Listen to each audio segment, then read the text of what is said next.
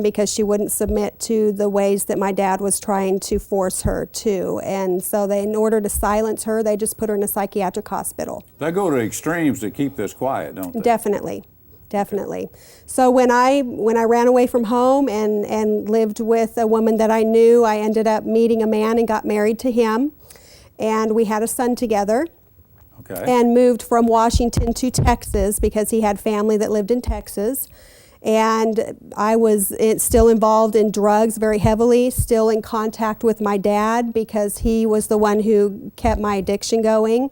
I was involved in satanic occults and covens, and he actually communicated with the covens in the Dallas-Fort Worth area, and so I would go to them for my drugs. Now let me understand this. Did they actually communicate with other people, your dad in Texas here, where they would come and find you and keep you caught up in this lifestyle? Yes, They definitely. go to that much trouble to do that? They sure did. They would make anonymous phone calls. Sometimes someone would show up at my door and just remind me that this is what my life is supposed to be and that there's no way out of the satanic, because I was dedicated to Satan as a child, and I started believing that. So did you went back to Washington or something? What did you do? Yes, after I lived here and I had a son about a year and a half old, and my husband and I got divorced. I tried to take care of my son by getting a part-time job to cover up my lifestyle, and I lived in the front seat of my car and the back seat was my son's. And it didn't take long before the authorities caught up with me, and I lost total custody of my son without visitation. And so my husband took my son and moved to California, and I was left on the streets of Dallas-Fort Worth depending on the people in the occult and doing the only thing I knew to survive. I went into prostitution. When you're on the streets, you survive any way you can. Prostitution, whatever it takes, especially when you're hooked on drugs to keep that high going, don't you? Yes, yes. Tough lifestyle. It was. But you ended up losing your son?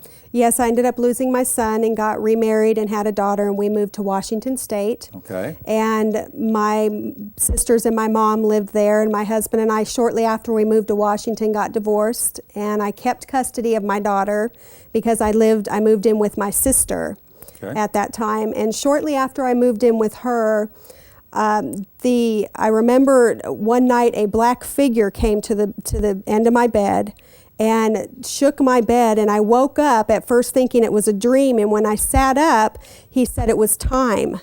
And I said, I don't understand, it's time for what? And he said, it is time now to pass what your grandmother has passed on to you and has instilled in your life onto your daughter. My daughter was 2 years old at that time. And I had realized 2 days after that my grandmother had passed away. Oh, wow. And so the enemy, his plan was to continue that vicious cycle in our family, and since she was gone, and it fell upon me now to pass it on to my children. And when I realized what was expected of me, I had never understood the depth of it until that night. And I thought, there is no way that the enemy is going to get my daughter. I had already lost my son. My life was completely in shambles, and my daughter was not going to be led into this lifestyle. And I thought the only way to keep her from this was to take my life. And she could get caught up in the welfare system, go into a foster family, be adopted, but she would have a better chance than with me. So suicide was your answer? Yes. And I was completely convinced at that point that there was no way out. And I believed the lies of the enemy.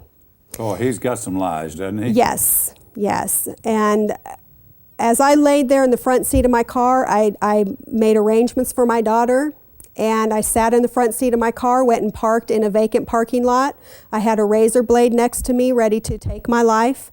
And as I sat there and cried, I leaned to the seat of my car back, and my arms fell to the side, and I felt something on the side of my seat in between my console. And I picked it up, and it was a small Gideon New Testament Bible. The one that the Gideons give away everywhere? Yes, yes. I don't know how it got there. That's my first question when I get to heaven, is who put that Bible there, but it saved my life. That car was actually obtained through a drug deal. I had owned that car for about 2 years. And I knew it inside and out, and I had never seen that Bible in my entire life. It wasn't there before. It wasn't there before. But God put it there. Yes, He did. And He knew right where I was at that very moment.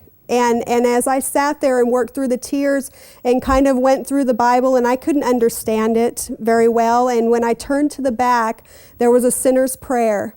And I could understand that. You knew you were a sinner. I could understand that I was a sinner, and I said the sinner's prayer and gave my life to Jesus Christ in the front seat of my car that night. How powerful. We're going to go to our praise and worship. When we come back, we're going to talk about the plan that God set for you.